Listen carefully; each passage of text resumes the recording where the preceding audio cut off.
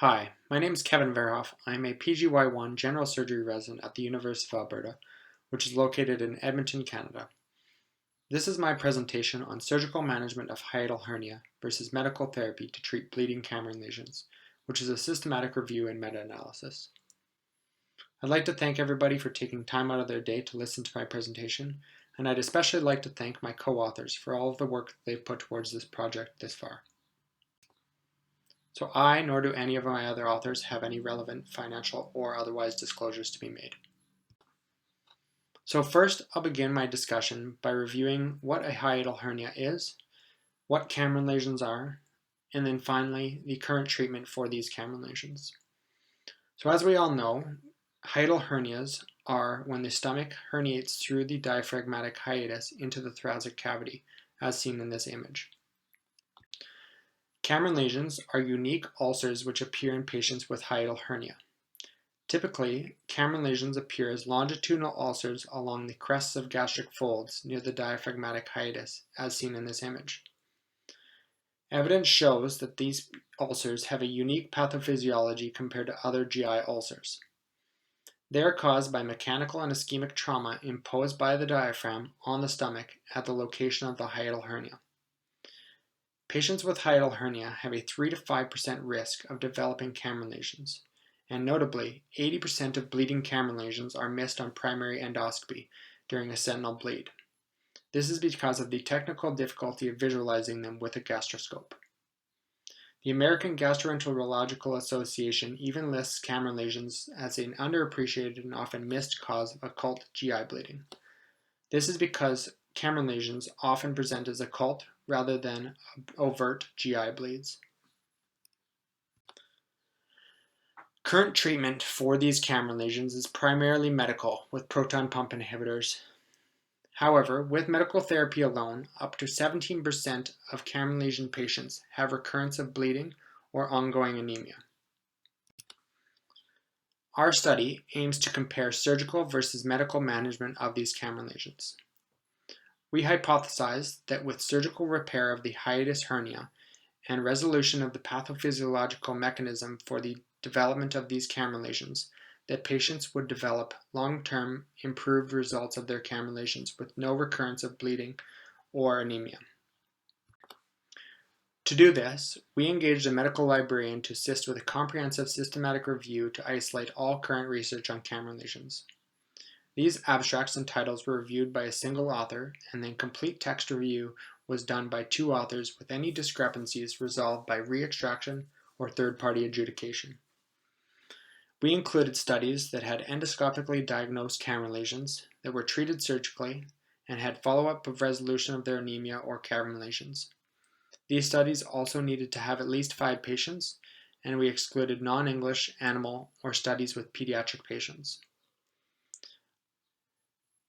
With the included studies, we assessed them for quality using the Methodological Index for Non-Randomized Studies, or Miner's criteria. We retrieved and reviewed 1,664 unique studies and isolated 14 of those for inclusion in our analysis. 11 of our manuscripts were non-comparative studies that were on average moderate quality with a Miner's score of 9.8. The 2 comparative studies that we included were high quality with a Miner's score of 19.5. Data extraction of those 14 studies demonstrated 281 patients, of which 174 were treated medically with proton pump inhibitors alone, and 115 were treated surgically. Of the surgically treated patients, 40% underwent laparoscopic Nissen fundoplication, and the other 60% underwent various other surgical procedures. It was quite obvious that the surgical patients had very difficult to treat Cameron lesions. They demonstrated larger hiatal hernias and had 82.9% of them had hiatal hernias over 5 centimeters. 41% of the surgically treated patients had undergone unnecessary investigations and repeated endoscopies after non-diagnostic workup, and 30% had previously failed medical therapy with recurrence of anemia or their bleeding. The primary outcome demonstrated that resolution of anemia and bleeding was much improved with surgical management of hiatal hernia. 92% of patients who underwent surgery had resolution of their anemia or bleeding, compared to only 67% who were treated with proton pump inhibitor therapy alone. When comparing all of the studies together, surgical management was associated with therapeutic success with an odds ratio of 5.20. It should be noted that these results occurred even with follow-up that was on average over 1 year. Secondary outcomes also demonstrated that with surgery, hemoglobin improved from preoperative values of 8.85 grams per deciliter to 13.6 grams per deciliter. Despite these impressive results for the surgically treated Cameron lesion group, it should be noted that surgical complications occurred in 38.5% of those patients that were treated surgically. Notably, only 15.4% of patients who underwent laparoscopic fundoplication did have complications.